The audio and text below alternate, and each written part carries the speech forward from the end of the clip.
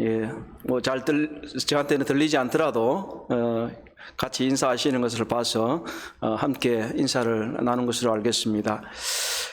사랑하는 형제자매님들, 오늘은 이제 계시록 2장에 있는 말씀을 우리가 함께 이제 하나님의 말씀을 상고하게 될 것입니다. 우리가 조금 전 기도하였던 것처럼 계시록 1장 19절에서 내가 지금 본 것과 지금 있는 일과 그리고 장차 있을 일에 대해서 나누어서 이제 지금 보고 있는데, 1장에서는 사도 요한이 우리 주님의 영광에 대해서 본 것들을 이제 살펴보았고요. 이제부터 이 3장은 우리가 잘 알고 있기도 하지만 지금 있는 일이라고 일컬어지는 1세기에 있었던 7 교회에 대해서 함께 나누어 볼 것입니다. 그래서 이미 예고해드린 대로 오늘은 2장, 그리고 다음 주에는 3장을 보도록 하겠습니다. 먼저 우리 교재 31페이지를 보시면 이후 현재의 일들, 지금 있는 일들에서 교회에 대한 환상이다, 이렇게 기록을 해두었습니다. 우리가 7 교회에서 이제 익히 알고 있는 것처럼 에베소로부터 시작해서 또 스무나 버가모 이렇게 쭉 7 교회를 순회하면서 편지가 전해지는 것을 이제 알 수가 있죠. 그런데 우리가 이 7 교회에 대해서 이 교회 역사에서 상당히 많은 해석에 대한 다툼이라 그래야 되나요? 논쟁들이 있어 왔습니다. 과연 이 계시록에 나타나 있는 7 교회가 무엇을 의미하느냐?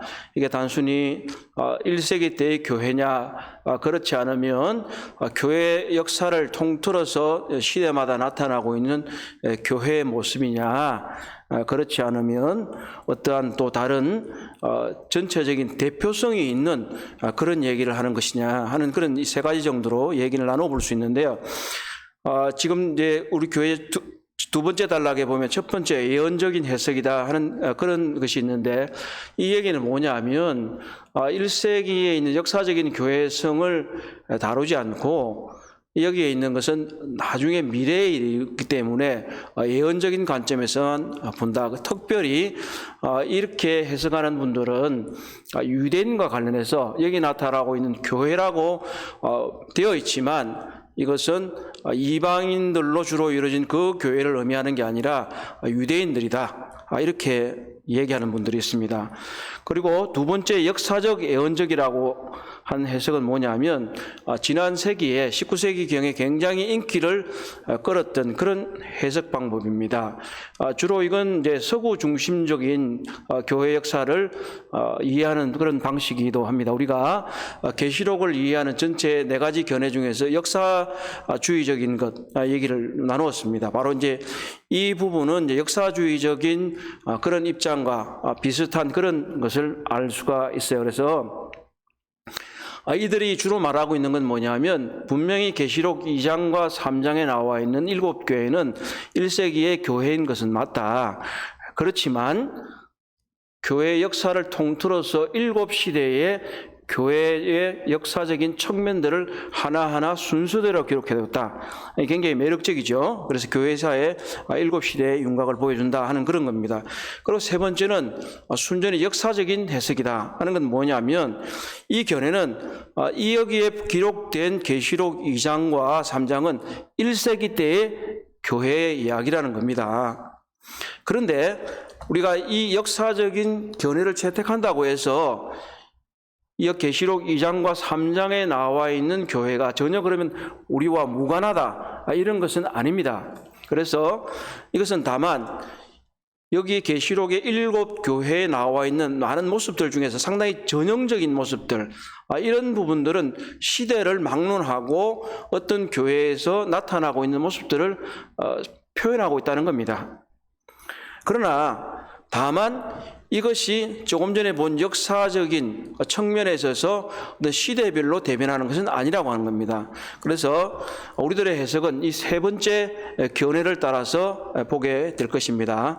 다시 말하면 이것은 분명히 1세기에 있던 7 교회, 그리고 어느 정도 이것은 각 교회들의 전형적인 모습들을 대표하고 있기 때문에 채택이 되었고, 그러면서 오늘날 우리에게도 동일하게 교훈을 받을 수 있다. 우리 교회는 그러면 어떤 모습을 갖고 있는가?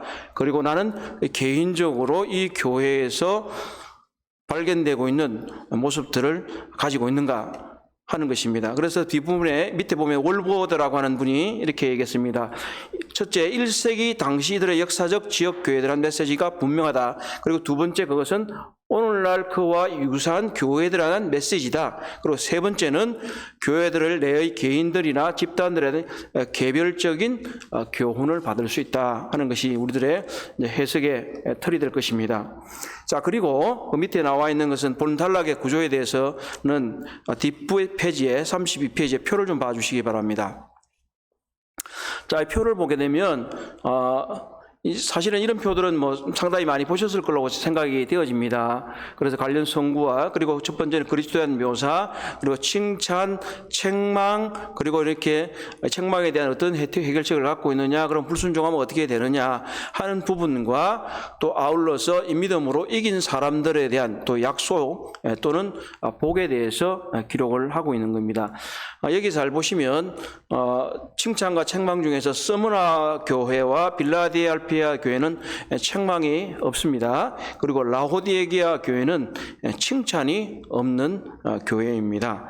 자, 여기서 하나 중요한 것은 뭐냐면, 이렇게 이제 몇몇 가지 우리가 나누어서 보게 되지만 좀 더 간략하게 보게 된다면, 이 일곱 교회에 대한 진술에 있어서 첫 번째는 서론, 그리고 우리 주님이 어떤 모습을 갖고 있냐, 그리고 두 번째는 교회들의 실상, 그리고 세 번째로는 이기는 자에 대한 약속 또는 복에 대해서 기록이 되고 있다는 것입니다. 다시 말하면 이건 서론, 본론, 결론식으로 3단 구조로 되어 있다는 것을 알 수가 있습니다.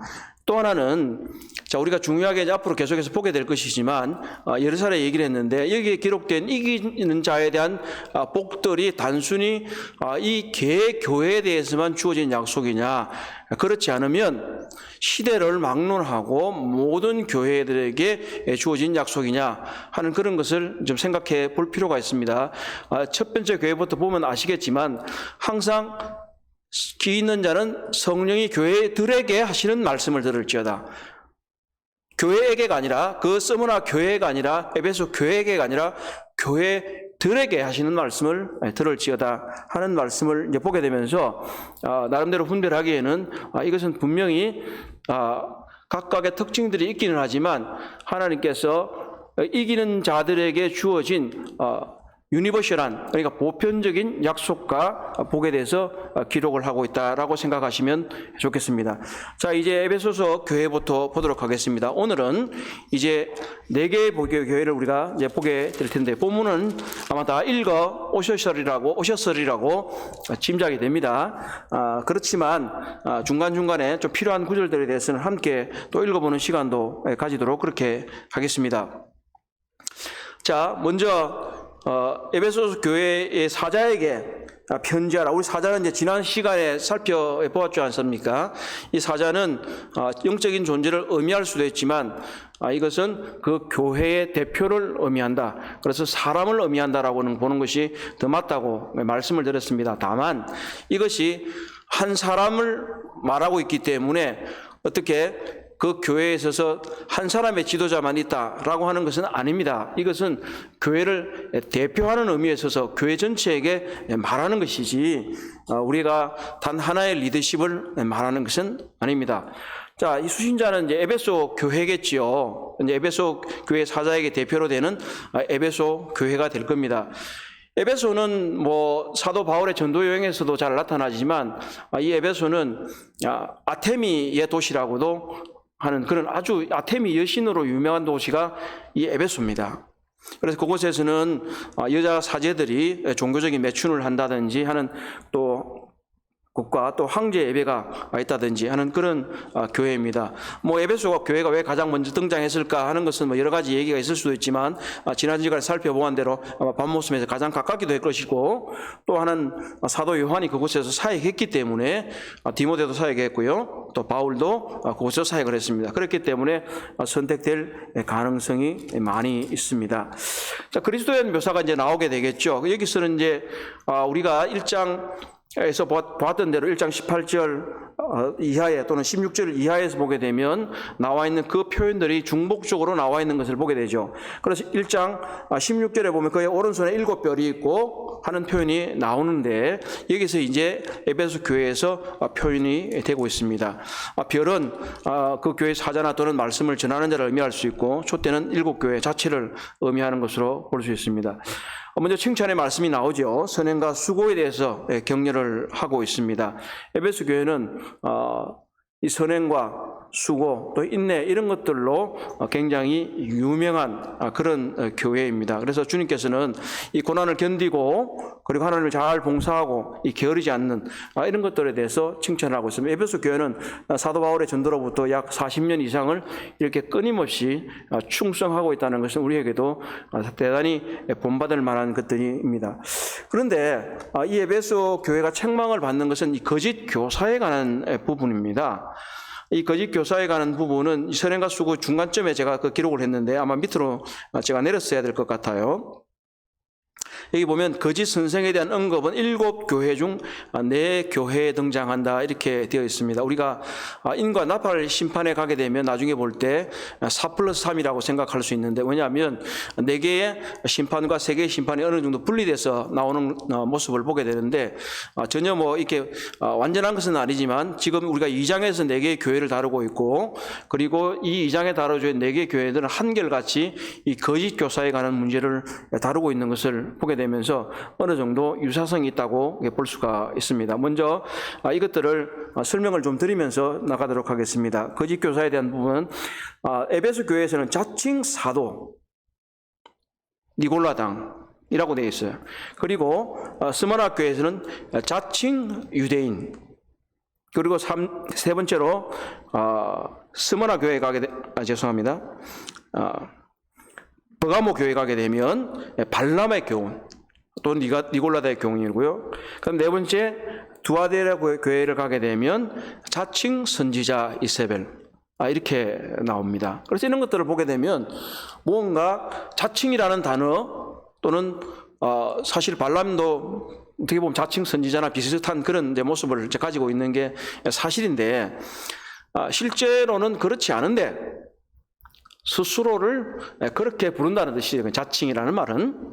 그렇다면 이들이 참 선생이 아니지만 그들을 스스로 교사라고 또는 가르치는 자라고 선지자니 또는 사도니 또는 유대인이니 이렇게 이제 호칭을 하면서 그들이 사람들을 속이고 있었다는 것입니다.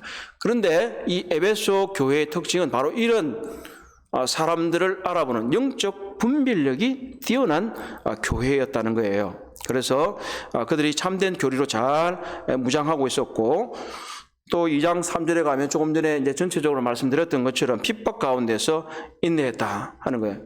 자, 이런 부분들에 대해서 주님이 뭐라고 말씀하시냐면, 내가 내 행위와 수고와 내 인내를 알고 한다는 거예요. 안다. 자, 이 안다는 표현은 여러 가지 의미가 있을 수는 있겠지만 이것이 전인격적인 의미 또는 직관적이고 확실한 지식의 의미를 우리 주님 앞에서 주님이 이게 사용된다면 그렇게 의미할 수 있다는 거죠. 자, 이건 굉장히 좀 의미가 많이 있어요. 주님이 우리를 다 아신다 이러면 어떤 생각이 드세요, 형제자매님들은? 나는 잘 하고 있으니까 주님이 나를 다 아신다고 하니까 아주 자랑스럽다 이렇게 생각하십니까? 아니면 내가 좀 그래 알고 다 아신다 그러니까 조금 스스로 조금 이렇게 좀 주저하는 면이 있을까요? 이 두 가지 의미가 다 있어요.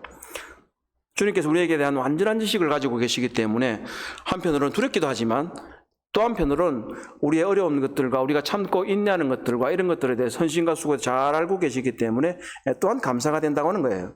그래서 주님께서 우리를 다 아신다 하는 것은 대단히 중요하다는 거예요. 그리고 이제 좀 뒤에서 가서 보겠지만 주님께서는 우리의 실상을 알고 계신다. 실상. 그래서 우리 스스로가 우리를 자신도 알고 있어야 된다 하는 것입니다. 자, 그런데 책망이 있어요. 그들이 헌신과 인내와 수고와 그리고 영적인 분별력을 다 칭찬하셨는데 그들에게 책망이 있습니다. 그건 뭐냐?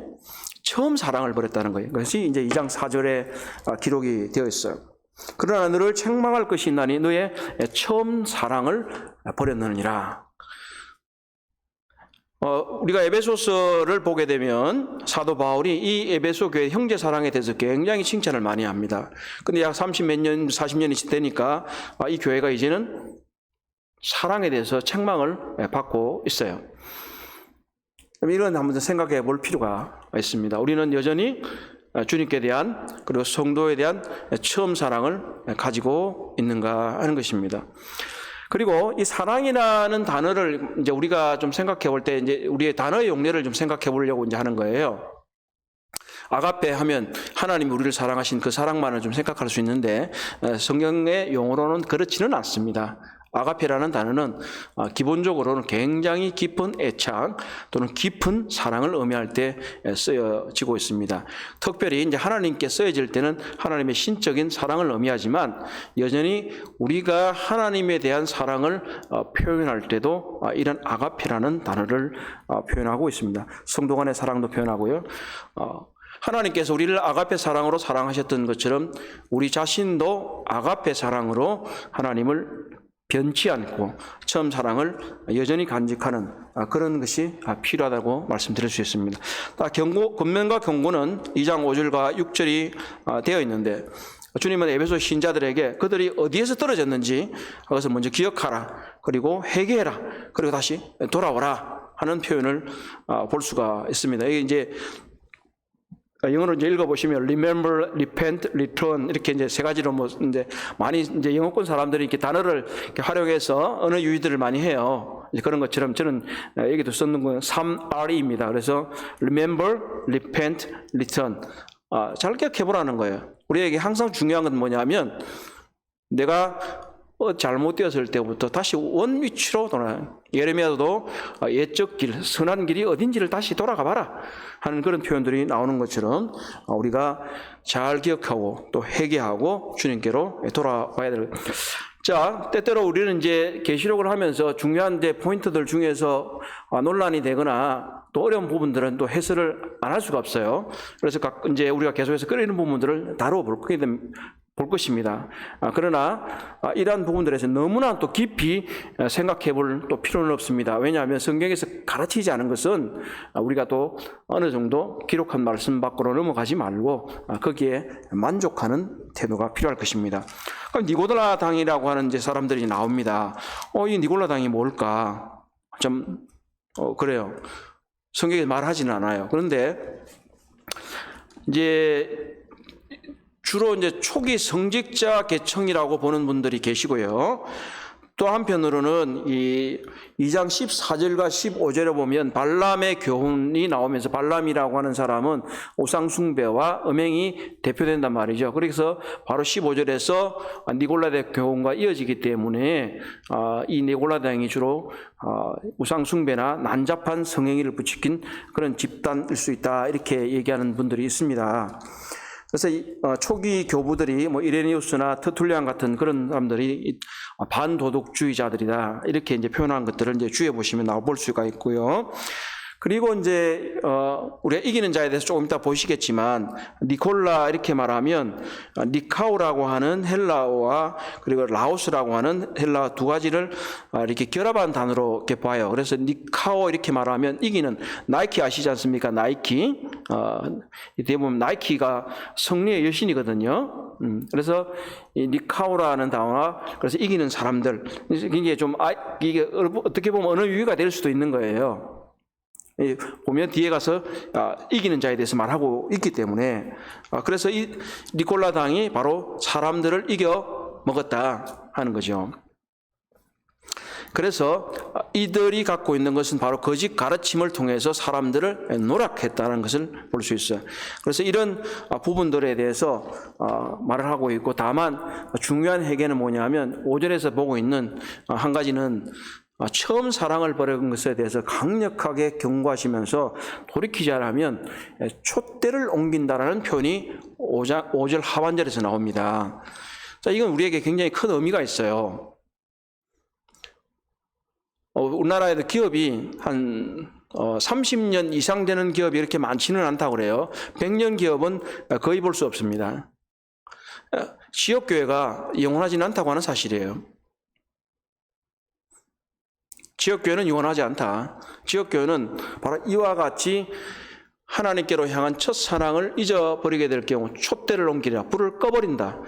다시 말하면 지역교회는 없어질 수 있다. 우리가 여기 기록된 지금 초대교회 7개 교회들을 우리가 이제는 찾아볼 수 없다는 것들도 생각해 볼 여지가 있는 것들입니다. 자, 약속은 무엇입니까? 자, 귀 있는 자는 들으라 하는 이제 표현을 이제 볼 수가 있죠.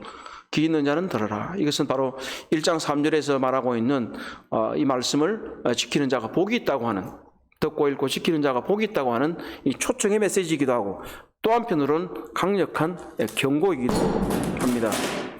놀라지 마십시오. 지금 제 앞에 있던 이 가림막이 떨어져서 그런 거니까요.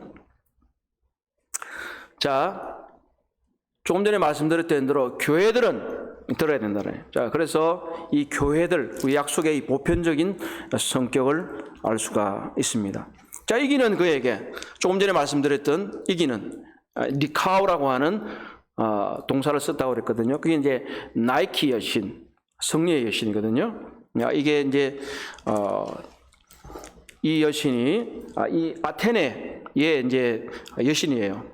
그리스 아테네 여신인데, 이 단어들을 통해서 이기려고 하는 이 단어들이 이제 계속 언어 유희가 지금 일어나고 있어요.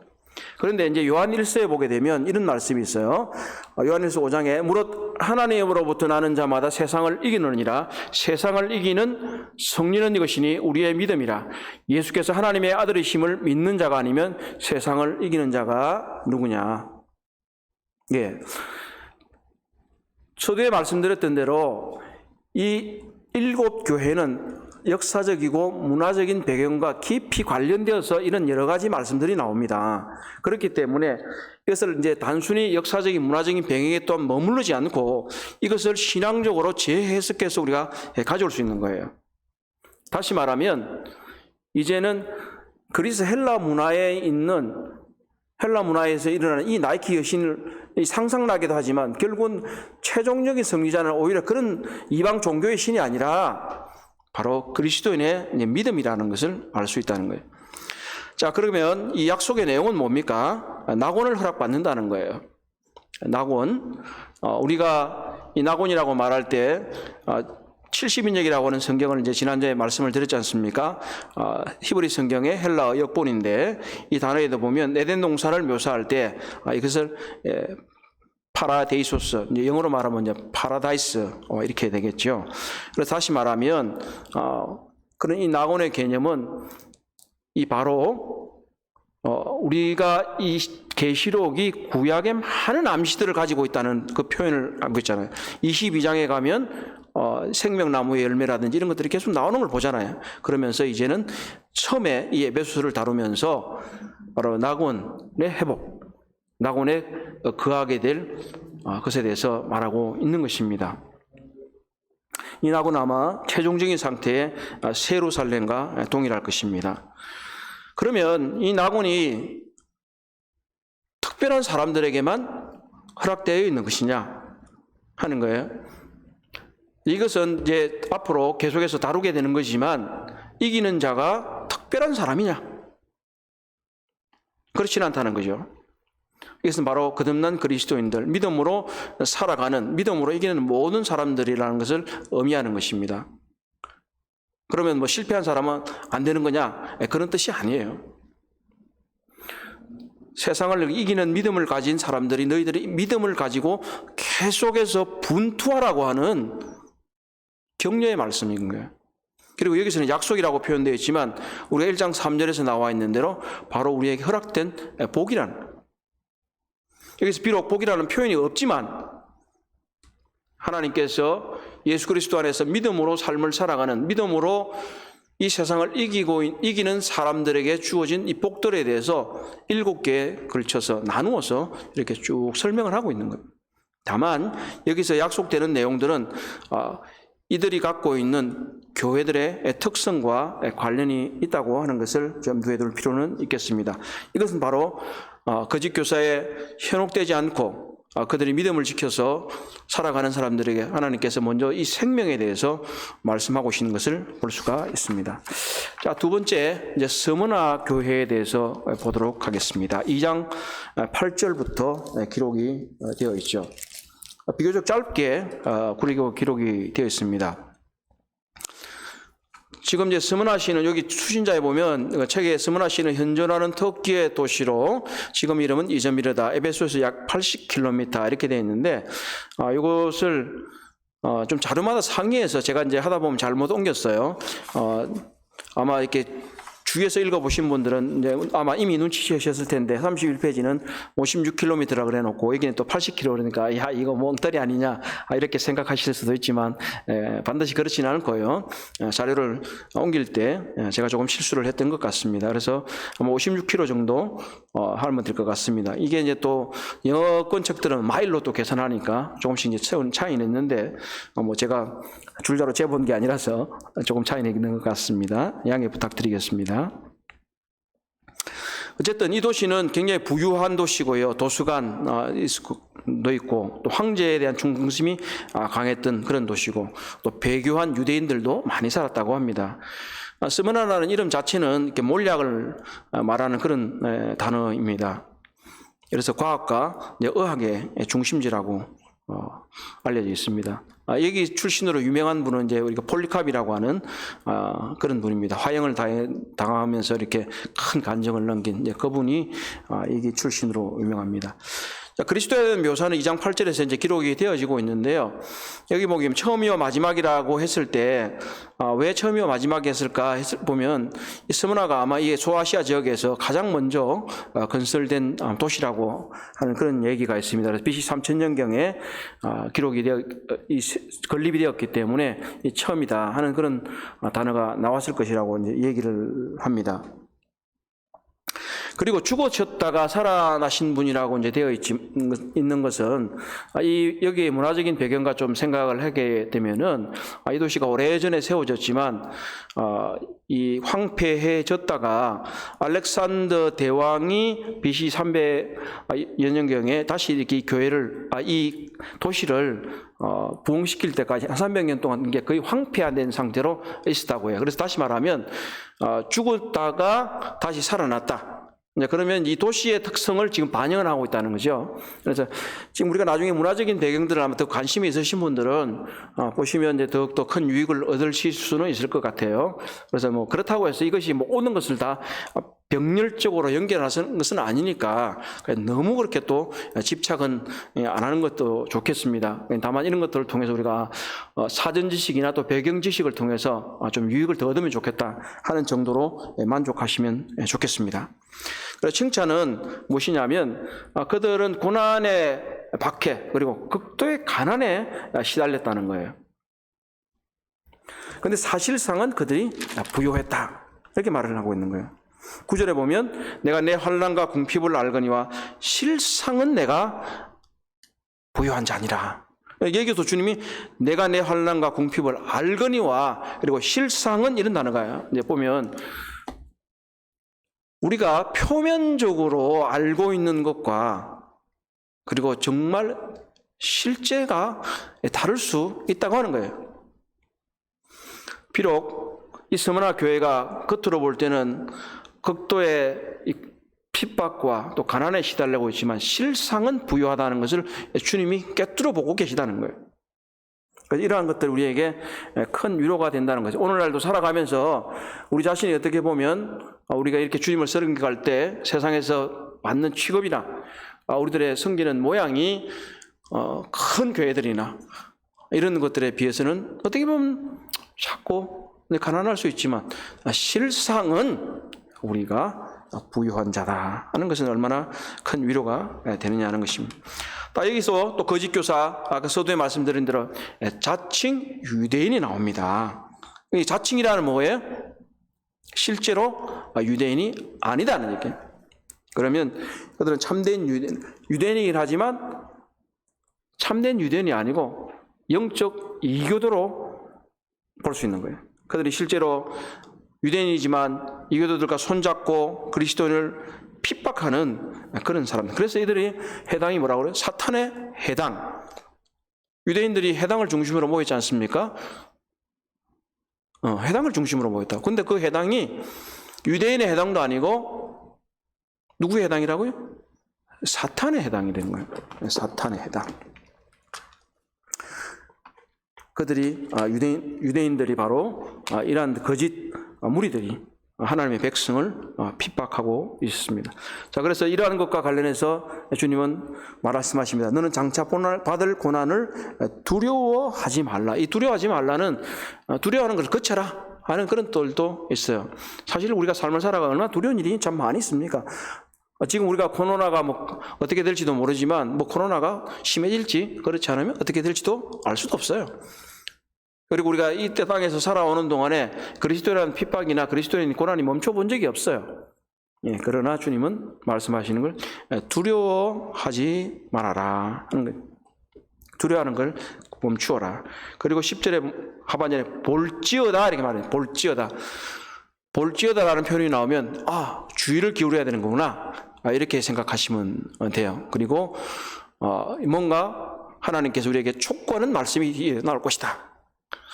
처음에 1교시에서 말씀드린 것 중에 하나가 뭐냐면 이거예요.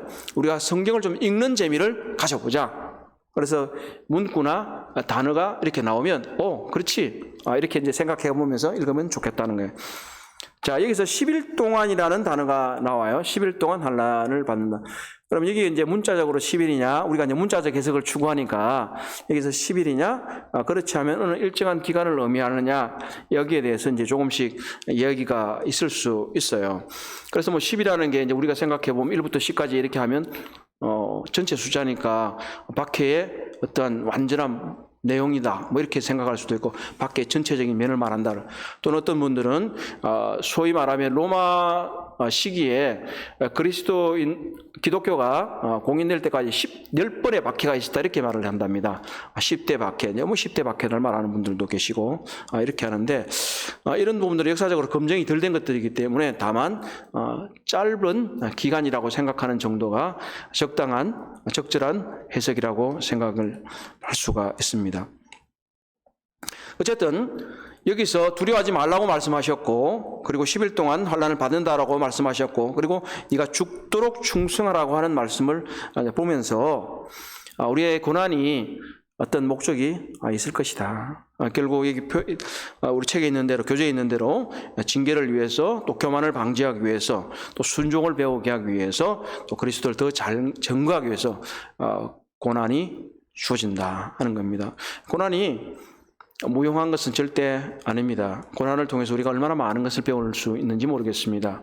고난을 통해서 우리의 인격도 성숙하고 우리 주님을 더 잘 알아가고 또 사람이 주님의 모습으로 빚어져 가는 것을 경험하게 될 것입니다. 자, 5번째 37페이지 생명의 면류관.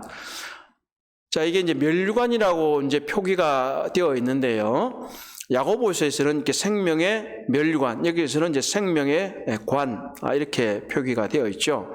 그래서 그러면 다른 단어를 썼나 그렇게 생각하실 수 있는데 그렇지는 않고요. 같은 단어입니다.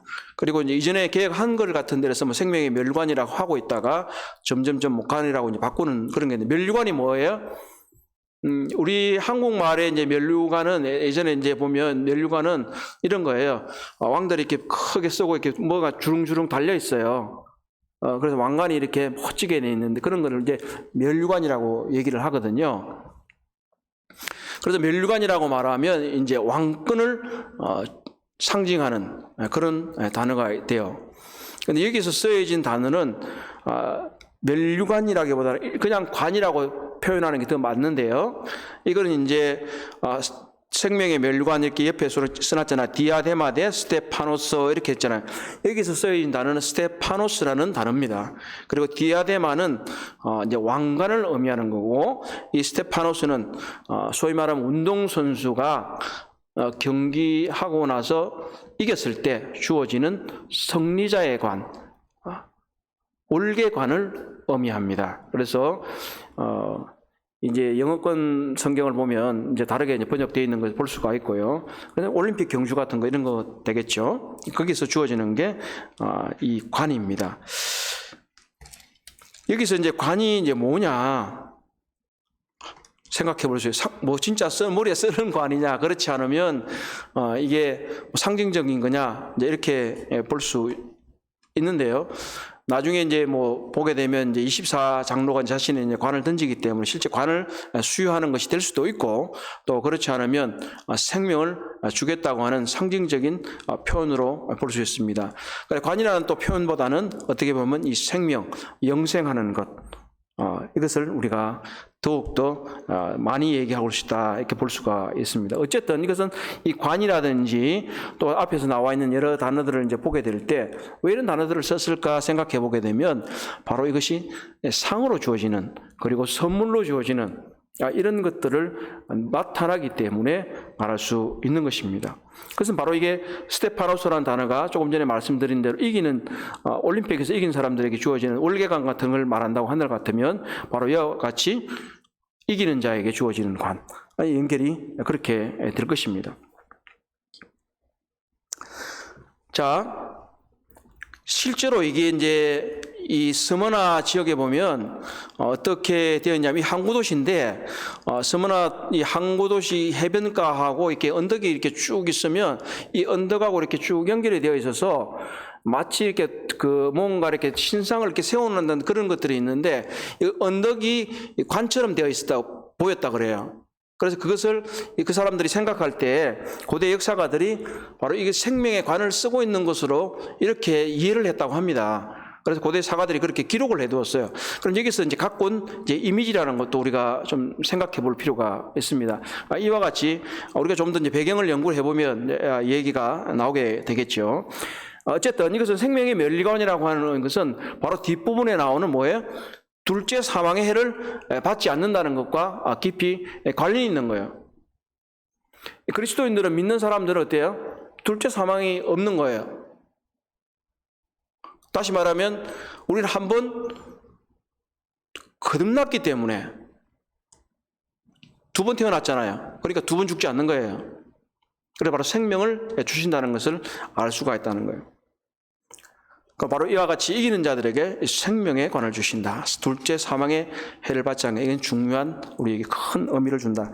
참고적으로 신약 성경에 신자들에게 주어지는 5개의 관이 나오고 있습니다. 아마 조금씩 들으셨으리라고 생각이 됩니다만은, 첫 번째는 승리자의 관, 고린도서 9장 25절과 디모데후서 2장 5절, 그리고 자랑의 멸관, 전도자들에게 주어지는 이 관이 있고, 데살로니가전서 2장 19절, 그리고 생명의 관, 시험을 참아 이기는 사람들에게 야고보서에서 기록이 되어 있고요. 또 여기 나와 있는 것과 동일한 단어입니다. 그리고 의의 관, 이것은 소망을 가진 사람들에게 주어지는 관, 디모데후서 4장 8절, 그리고 영광의 관, 목자에게 주어지는 관, 이 베드로전서 5장 4절에서 기록이 되어 있습니다. 우리 모두가 바로 이 영광스러운 주님께서 주시는 관을, 상급을 받도록 이기기를 사모하고 신앙의 경주를 계속해 갔으면 좋겠습니다. 자, 이제 세 번째, 다음 장입니다. 38페이지인데요. 둘째 사망의 해를 받지 않는 것은 이제 이미 설명을 다 드렸습니다. 버가모 교회입니다. 2장 12절에서 17절입니다. 이것도 이제 그렇게 길지는 않죠. 버가모는 실제로 문자적으로는 성체라는 뜻입니다. 큰 성 말하는 것이요. 여기서는 이제 양피지가 많이 생산되었어요. 그래서 양피지라는 이제 버가모 하면 이제 팔치먼트라고 하는 그런 단어가 여기서 생겨났어요.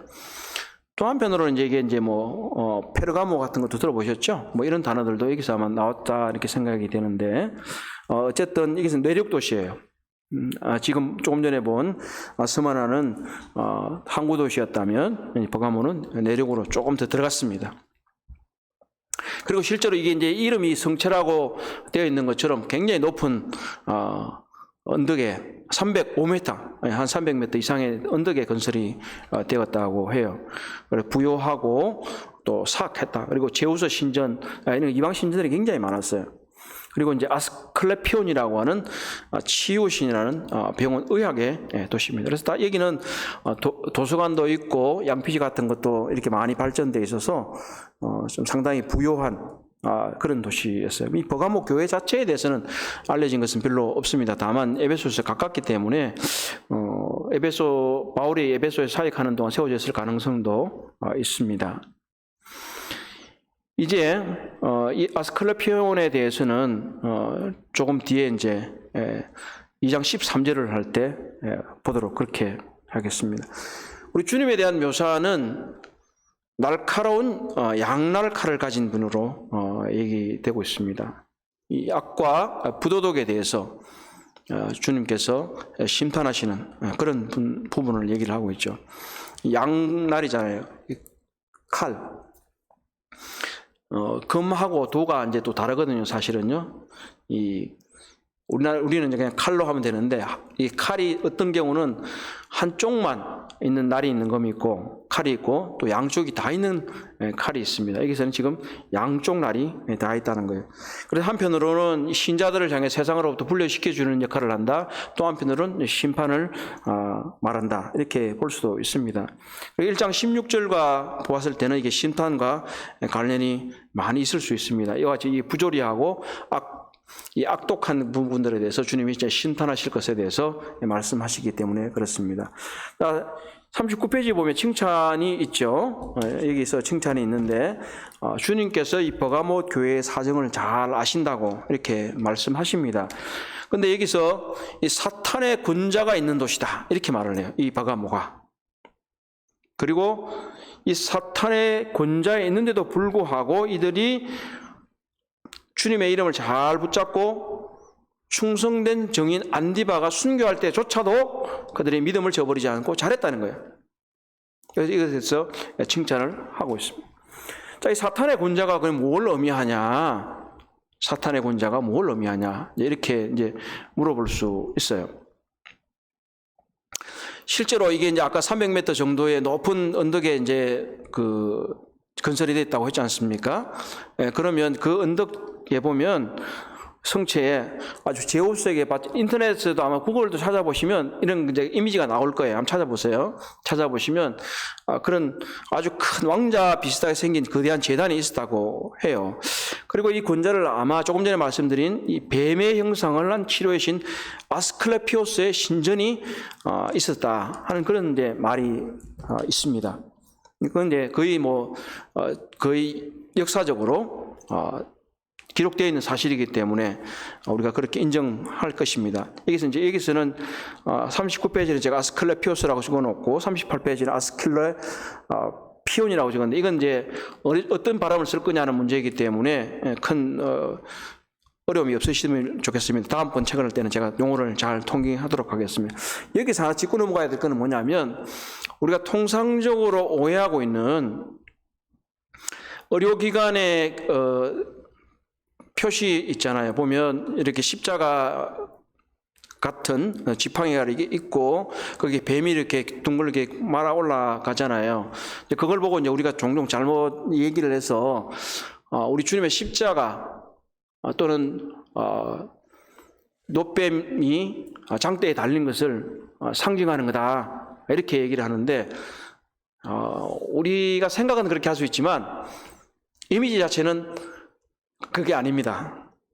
아니고 바로 이 아스클레피온의 모양에서 갖고 왔어요. 아스클레피온의 지팡이라는 게 있습니다. 그래서 구글 이미지만 찾아보셔도 나올 거고 의료인들도 다 이렇게 받아들이고 있습니다. 그렇기 때문에 이 부분에 대해서 유의를 해주시면 좋겠습니다. 그래서 여기서 이 도시는 어떤 치료 또는 의학 그런 부분들과 관련이 깊이 있다는 것을 보죠. 바로 이와 같이 이것이 그들이 거대하게 사탄의 군자처럼 있었습니다. 여기서 안디바가 순교한 게 나오죠. 안디바. 안디바의 이름 뜻은 뭐냐면 이거예요. 원래는 이제 안티파스거든요. 안티파스. 안티는 아시잖아요. 안티는 반대하는 거. 그리고 헬라어로 파스는 모두를 말해요. 올. 그래서 안티파스 하면 모든 것을 반대한다 이런 뜻인데, 이건 아마 이분의 이름 뜻이 바로 이 사탄의 권좌에서 그들의 거짓 가르침들을 거부한 것을 상징적으로 보여줄 수 있습니다. 여기서 보게 되면 바로 충성된 정인 안디바 이렇게 나오잖아요. 충성된 정인. 우리 주님도 그렇게 신실한 정인, 충성된 정인이라고 묘사되는 정인이라는 말은 여기서 마르티스라고 하는 헬라를 쓰고 있는데, 영어로 나중에 보면 이 단어가 나중에 순교자를 의미하는 단어가 됩니다. martyr. 그래서 이 단어가 여기서 왔어요. 그래서 정인은 죽어야 돼요. 예. 그만큼 우리들에게서 이 정인의 책무가 얼마나 막중하냐 하는 것을 생각해 볼 필요가 있습니다. 그냥 우리 얘기해보고 안 되면 말고 이런 정도가 아니라, 바로 정인은 죽음을 각오하는, 순교를 각오하는 사람이 정인이다. 바로 충성된 정인 안티파스. 뒤에 보게 되면 이제 혼합주의가 나오게 되는데, 14절과 15절은 특별히 그런 면에서 이 안티파스의 이름과 관련이 되는 것입니다. 14절과 15절은 무엇입니까? 이 발람의 교훈, 니골라 등의 교훈이 나옵니다. 이때 당시에 이 흐름은 바로 종교 혼합주의를 말합니다. 종교 혼합주의. 그러니까 이것도 맞고 저것도 맞다 하는 건데, 이것을 혼합하는 거예요. 그래서 하나님 믿는 것도 좋고, 그리고 이들이 말하는 거짓 교사들이 말하는 것도 수용을 하는 이런 거예요. 그런데 안티파스는 이 바로 거짓 교회는 모두 다 거부했다고 하는 거예요. 오늘날도 마찬가지예요. 우리가 바로 교훈을 얻을 건데 이런 거예요. 이 발람의 교훈과 니골라당의 교훈, 종교 혼합주의. 우리는 때때로 세상이 주는 여러 가지 사고와 생각들을 가지고 들어와 있기 때문에 하나님을 믿으면서도 우리의 가치관이나 행동 양식은 어떻게 보면 세상 사람들이 하는 것과 아주 비슷한 그런 모습을 볼 수 있는 겁니다. 그래서 때때로 우리를 사람들이 비타협주의자다 이렇게 말할 수도 있지만, 우리는 정말 이 안티파스와 같이, 안디바와 같이 과감하게 좀 종교 혼합주의, 이런 발람의 교훈, 또 니골라당의 교훈을 거절하는 사람들이 되어야 합니다. 여기 보시면 발람의 교훈은 주로 뭐예요? 14절 하반절에 보면 발람이 발락을 가르쳐 이스라엘 자손 앞에서 걸림돌을 놓아 우상의 제물을 먹게 했고 또 행음하게 했다. 우상의 제물에 관해서는 사실 여러 가지로 고린도전서 같은 데서도 계속해서 나오지만, 이 알고도 먹었다는 거죠, 사람들이. 우상의 제물, 그리고 행음. 오늘날도 사실 바로 여기서 우리가 교훈을 받을 게 바로 이겁니다. 많은 이 하나님을 섬기는 데서 잘못된 것들이 뭐냐면 바로 이것들이에요. 세상에 내어놓는 것들을 우리가 받아들이는 것, 그리고 세상과 행음하는 것들. 얼마나 많은 포르노들이 인터넷에서 차고 넘치는지 몰라요. 그래서 이러한 이 성적 문란과 우상 숭배가 그리스도인으로서 삶을 살아가는 데 있어서 가장 큰 문제라는 것을 보시면 40페이지에 이제 그런 부분들이 니골라 등의 교훈이 기록이 되어 있습니다. 마치 40페이지 이 니골라당의 교훈을 해놓고 제일 마지막 두 줄을 보면 이렇게 되어 있습니다. 현대교회는 자신의 정통성을 강조함에도 불구하고 성윤리는 일관되지 않은 이유를 생각해 봐야 된다. 우리가 교리가 튼튼하다고 해서 우리의 도덕적인 삶이 온전할 수는 없어요. 우리 스스로가 이러한 교리를 잘 가질 뿐만 아니라 우리가 실제 삶 가운데서 어떤 것을 행하고 있는가 하는 부분이에요. 그래서 우리가 도덕적 일탈에 대해서 그래서 많이 생각해 볼 필요가 있습니다. 오늘날 그리스도인들에게 이 도덕적 일탈은 전혀 안전지대가 아닙니다. 40페이지 겉면에 보면 그러므로 회개하라 하는 말씀을 이제 보게 되죠. 그러므로라는 말은 또 이런 이유로 하면서 이제 근데 이 그러므로라는 단어도 사실은 이 계시록뿐만 아니고 신약 성경도 그렇고 구약 성경도 그렇고 모든 성경의 그러므로라는 단어는 매우 중요한 문구입니다. 항상 이 문장을 전환하거나 또 어떤 논리적인 기계를 설명할 때나 이렇게 연결이 되기 때문에 그러므로 바로 이 발람의 교훈과 니골라당의 교훈을 쫓아서는 안 된다는 걸 말씀하시기 때문에 그러므로 회개하라. 그래서 여기 이제 특이한 표현을 우리가 좀 볼 수 있는데 내가 너에게 가서 이렇게 말하는 이 주님의 재림은 저 멀리로 이렇게 말하는데 여기서는 가서라는 표현이 나오니까 야 이게 어떡하냐? 주님이 벌써 오시나? 이렇게 생각하실 수 있어요. 이 표현대로 바로 이 교회에 직접 임하시는 특정한 경우를 말하냐? 그렇지 않으면 종말론에 있는 주님의 재림을 의미하는 거나 이렇게 볼 수가 두 가지로 이렇게 의견이 나눌 수 있는데 어떻게 보면 이제 이 버가모 교회의 후에 역사적인 사실에 보면 이 전염병이라는 게 크게 퍼졌던 기록이 있습니다. 그래서 바로 이 부분을 이제 말씀하는 거라고 볼 수 있고 또 한편으로는 주님의 재림시라는 것들도 뭐 전혀 배제할 수는 없습니다만은 이 경우는 그러나 좀 더 내게라고 하는 대상이 특정되어 있기 때문에 이 버가모 교회에게 기록된 내용이라 이렇게 볼 수 있을 것입니다. 이것은 또 한편으로는 우리가 이런 도덕적인 범죄를 가지게 될 때, 타협주의에 물들게 될 때 주님께서 어떻게 보면 적극적인 심판이 있을 수 있다는 것을 염두에 두는 것이 좋겠습니다. 자, 그리고 이제 약속 2장 17절에 나와 있는 이 감추었던 만나와 흰돌과 이 새 이름이 상당히 이제 그 해석학적으로 이제 논쟁이 좀 되는 그런 부분들이에요.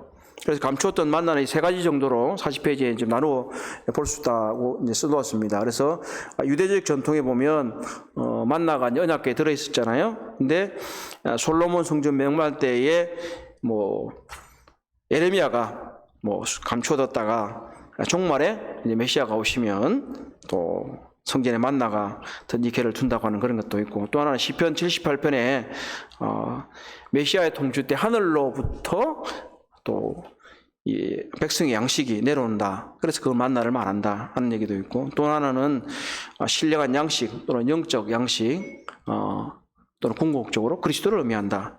이렇게 보기도 합니다. 그리고 주의 만찬과 연결이 되는 거죠. 종합하면 그리스도를 가리키는 것으로 보여지고 또는 그리스도가 주시는 양식을 의미하는 것으로 보여집니다. 이건 흰돌과 새 이름과도 상당히 연관이 있을 수가 있는데요. 흰 돌에 대해서는 이게 심판을 의미한다고도 보기도 하지만 고대 전성에 의하면 전성이라는 말은 어떤 고대 기록들이나 아니면 전해오는 얘기 이런 것들을 말합니다.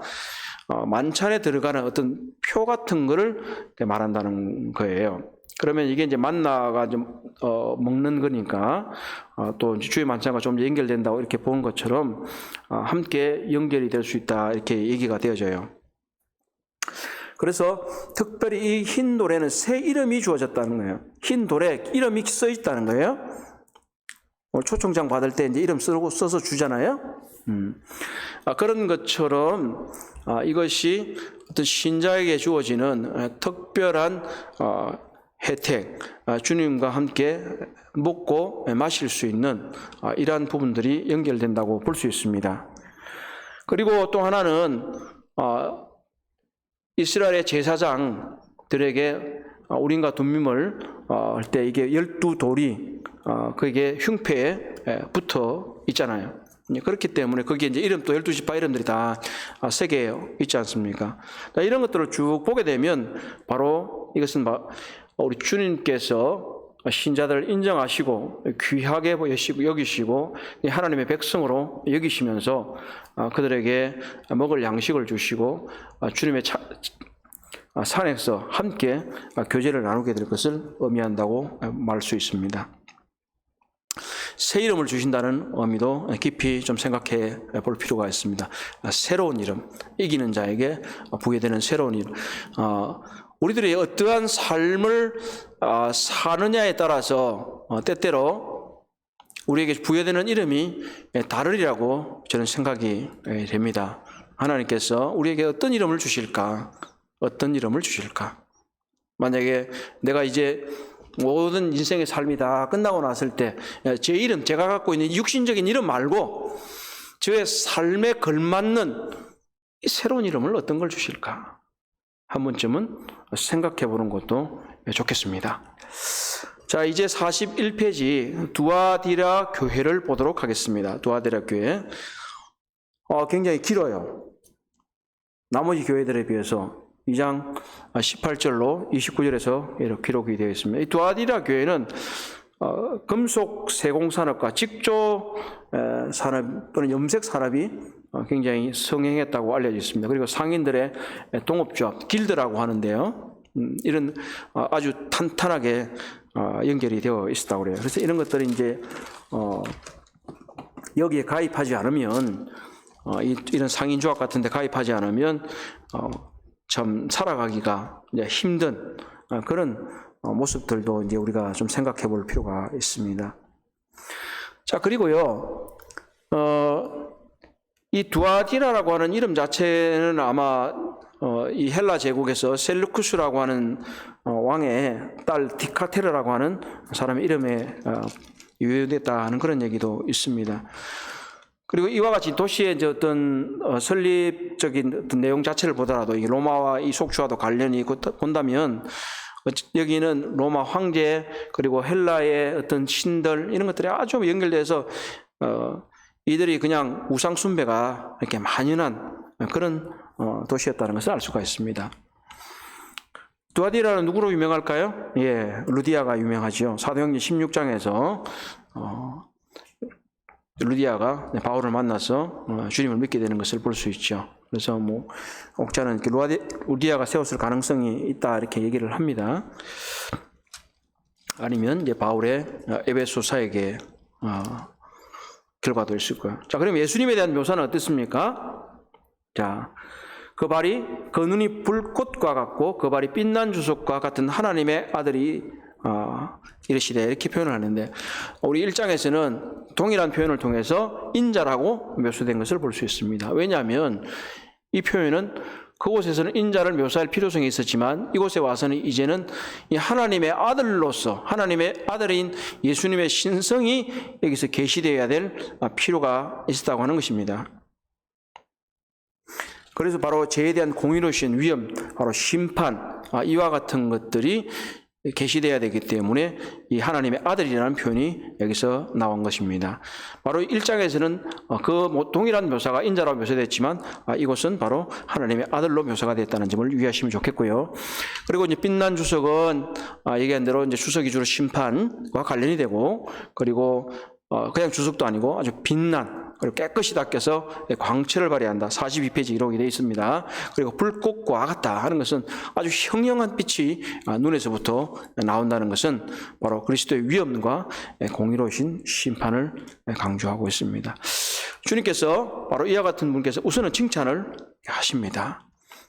2장 19절에 내가 네 사업과 사랑과 믿음과 섬김과 인내를 아노니 내 나중 행위가 처음 것보다 많도다.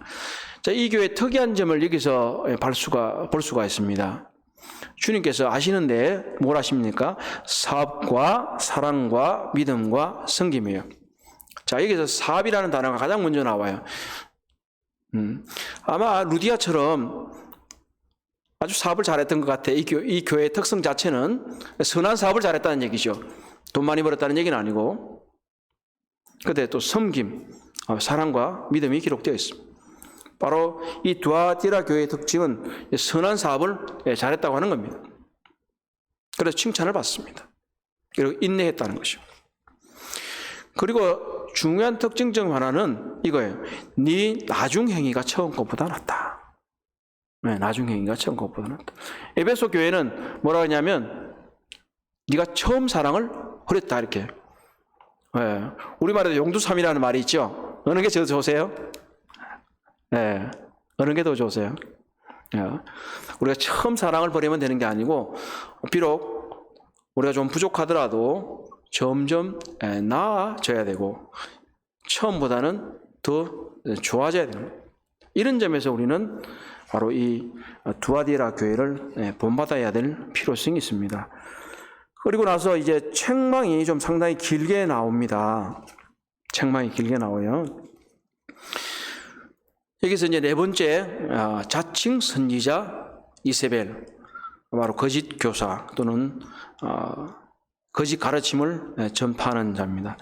계속해서 말하고 있는 건 구약적인 어떤 암시들이 계속 많이 있잖아요. 거짓 선지자, 그리고 자칭 유대인, 또 이세벨, 그리고 뭡니까 또 지금 발람의 교훈, 뭐 이런 것들을 이제 우리가 구약을 잘 알아야 될 필요가 있는 것이요.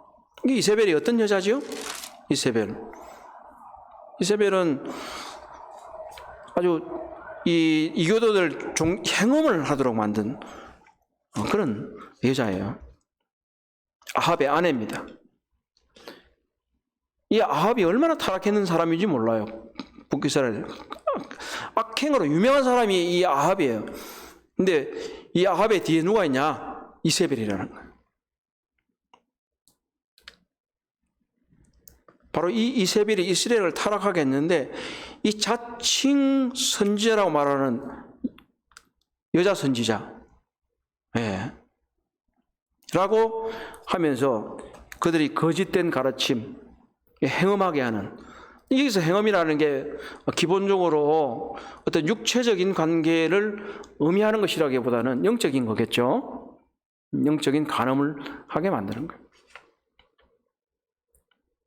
그래서 이 이방신을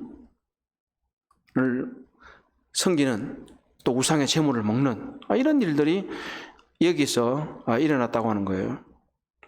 그리고 21절에 보면 또 내가 그에게 회개할 기회를 주었으되 자기의 음행을 회개하지 않았다. 회개할 기회를 주셨다는 거죠, 주님이. 그런데 이 말은 뭐예요? 하나님께서 기회를 주셨는데도, 우리 주님께서 기회를 주셨는데도 계속 이 일이 지금 이루어지고 있다는 거예요. 계속. 더 큰 심판이 있는 거죠. 조금 전에 본 것은 뭐예요? 주님께서 내가 직접 가서 너희들 처리하겠다라고 했지만 지금 기회를 주셨는데도 불구하고 계속해서 이루어졌다고 하는 건 더 큰 심판이 있겠죠. 그리고 주님께서 이런 일들에 대해서 말씀하시기를 42페이지 주님의 반응 첫 번째, 두 번째 보면 침상에서 내치겠다. 침상을 엎어버리겠다는 거예요. 성적인 문제가 일어나는 게 어딥니까? 침대잖아요. 침대를 엎어버리겠다는 거죠. 침대를 엎어버리겠다. 그리고 그와 더불어 간음한 자들, 이세벨뿐만 아니라 그와 더불어 그를 따르는, 그와 함께하는, 이세벨과 함께하는 사람들에게도 역시 환난 가운데 던져버리시겠다. 그리고 그의 자녀, 여기서 자녀라는 말이 어떻게 이해하면 좋을까요? 그냥 그 행음하는 사람들의 육신적인 자녀를 말할 수도 있고, 또 아니면 그를 따르는 사람들을 의미할 수도 있는데,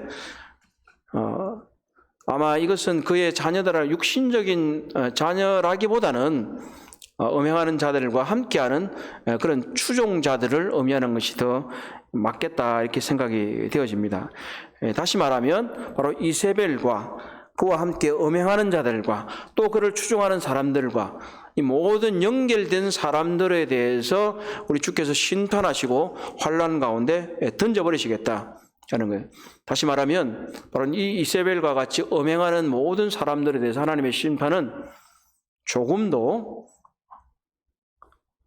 양보함이 없다. 모든 일에게 다 이런 심판이 터져야 할 것이다. 우리 주님이 바로 빛난 주석과 같은 그런 모습, 다리를 갖고 계시고 눈이 불꽃과 같다 하는 심판에 전혀 양보함 없이 이루어진다는 것을 우리가 깊이 이해할 필요가 있다. 또 한편으로 만약에 육신의 자녀라고 하는 것들도 이해한다면 우리들의 삶이 어떻게 되어야 될 것인가. 우리들의 삶이, 개인의 삶이 다른 이들에게 미치는 영향, 내 육신의 자녀뿐만 아니라 나를 함께하고 있는 사람들에게 미치는 그 영향에 대해서 잘 생각해 보아야겠다 하는 겁니다. 자, 다섯 번째로 이제 권면입니다. 이 권면에서 보면 이 깊은 지식이라는 것이 나오는데요. 24절에 두아디라에 남아있어 이 교훈을 받지 않냐고 소위 사탄의 깊은 것을 알지 못한 이 두 가지를 좀 보셔야 될 것 같습니다. 남아있는, 그리고 이 남은 자의 사상은 성경에서 계속해서 나오고 있습니다.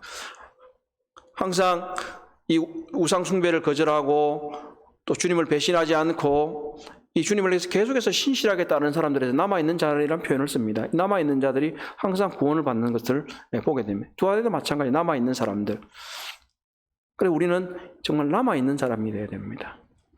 그리고 여기서 깊은 지식이라는 말이 나오는데 이건 하나의 또 다른 고린도전서에 나와 있는 표현을 가져온 것을 수 있어요. 근데 하나님의 깊은 것을 알아야 되는데 이 하나님의 깊은 것을 아는 게 아니라 이 사탄의 깊은 것을 알고 있는 거예요. 그래서 마치 이 사람들이 뭔가 어떤 영적인 어떤 마귀적인 것들의 깊은 것을 이해한다고 하면서 그들이 뭔가 남들과는 다른 것을 갖고 있다고 자랑하며 그들이 탐닉하는 이런 것을 볼 수 있습니다. 이건 이제 영지주의하고도 상당히 깊은 관련이 있습니다. 그들의 영적인, 그러니까 소위 말해 영혼은 깨끗하고 문제가 안 되기 때문에 육신은 아무래도 괜찮다.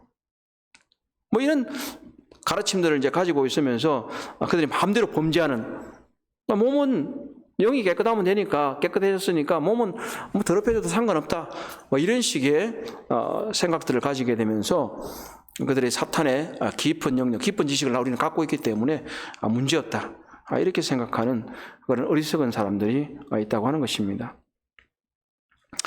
주님께서 이 버가모 두아디라 교회에 주님께서 말씀하시는 것은 바로 그거예요. 참 그래도 감사한 것은 이게 다른 짐으로는 너희에게 지울 것은 없다. 다만 너희에게 있는 것을 내가 올 때까지 굳게 잡으라. 굳게 잡으라는 거예요.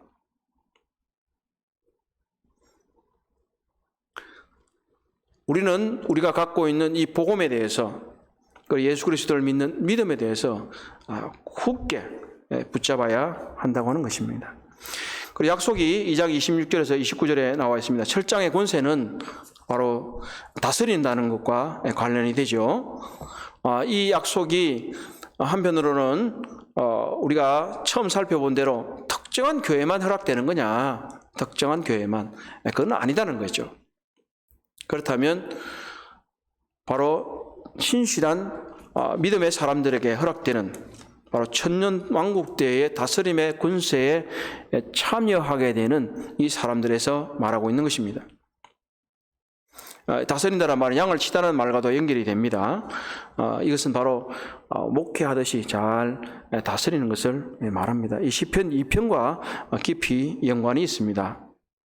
주님께서 다스리는 분이고 성도들은 바로 그 다스림에 참여한다고 하는 사실입니다. 우리에게 이렇게 놀라운 약속이 주어져 있습니다. 이 새벽 별에 대해서 한번 좀 생각해 볼 필요가 있습니다. 28절에 또 내가 그에게 새벽별을 주리라. 우리 서청주교에서 이제 새벽별 잡지도 발행하시잖아요. 새벽별은 1차적으로 우리 주님을 말씀합니다. 계시록 22장에서 이미 그리스도를 광명한 새벽별이라고 칭한다 하는 것입니다.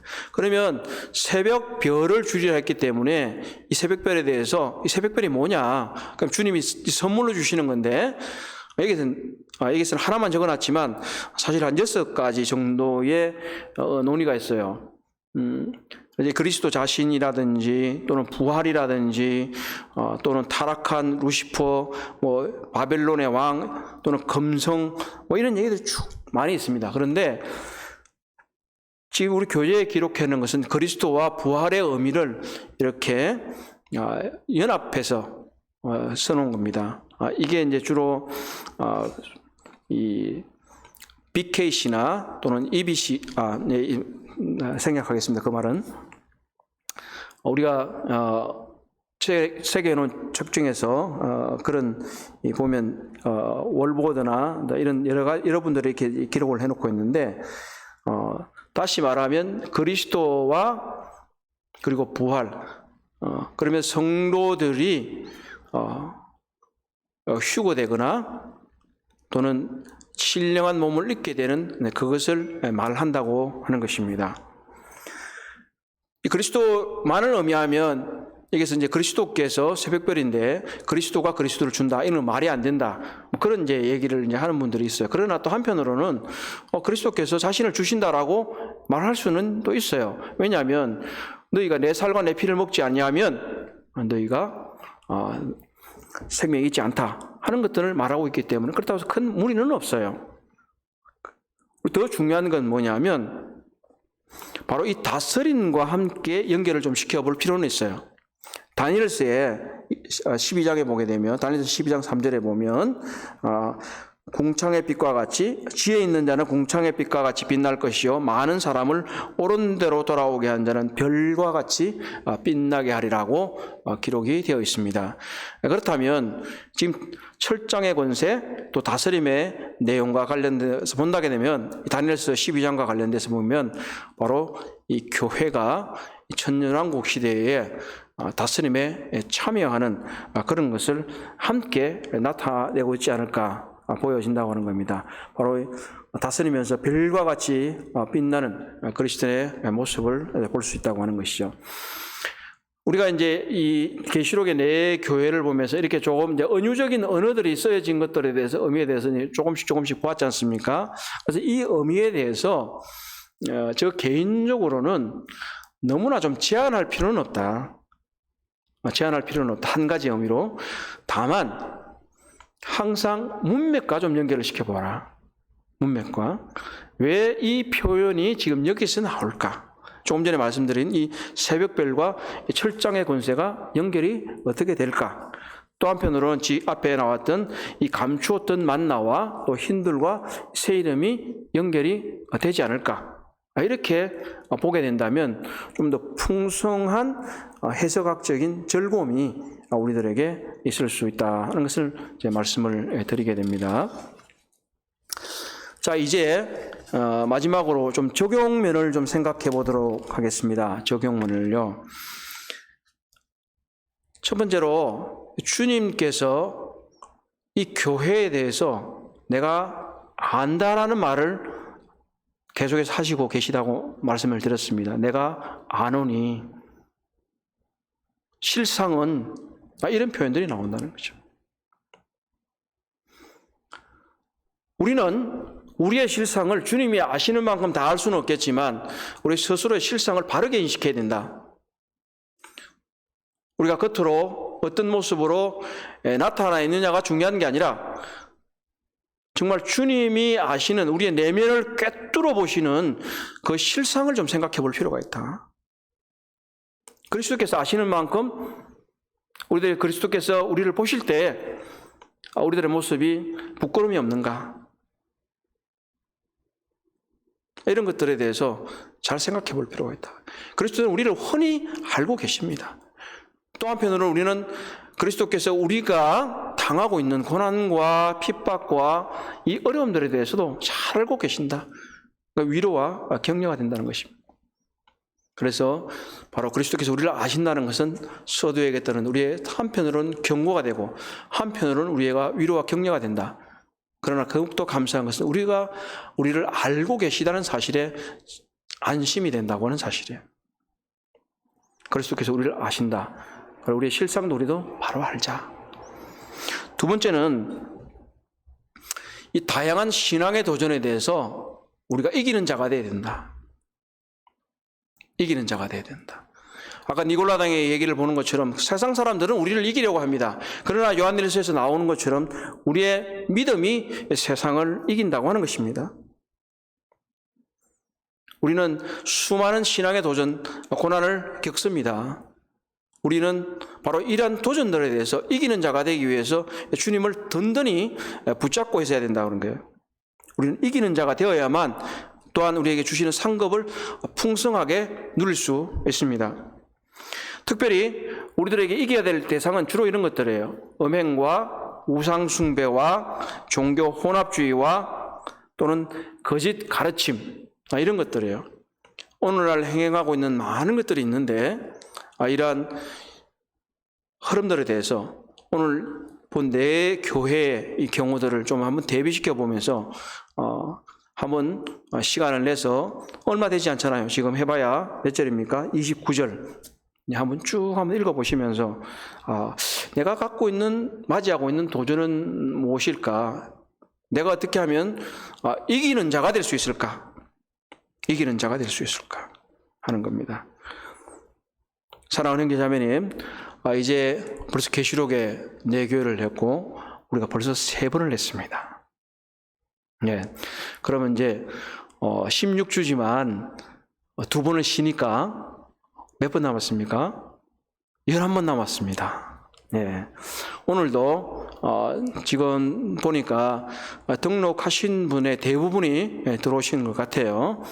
꾸준하게 들어오시고 저를 위해서 또 우리 집회를 위해서 좀 계속 기도해 주시기를 부탁을 드리겠습니다. 그렇게 해서 우리가 이 시대에 하나님께서 이 계시록의 말씀을 통해서 무엇을 말씀하시고 하시는지, 또 우리가 또 어떠한 교훈을 받아서 우리의 삶을 살아가야 할 것에 대해서 깊이 서로 나누고 또 묵상하고 또 함께 지어져가고 또 전진하고 또 신앙의 여정을 함께 했으면 좋겠다는 생각이 듭니다. 모쪼록 이번 한 주도 승리하시는 형제 자매님들 되시기를 바랍니다. 오늘 수고 많이 하셨습니다. 안녕히 들어가십시오.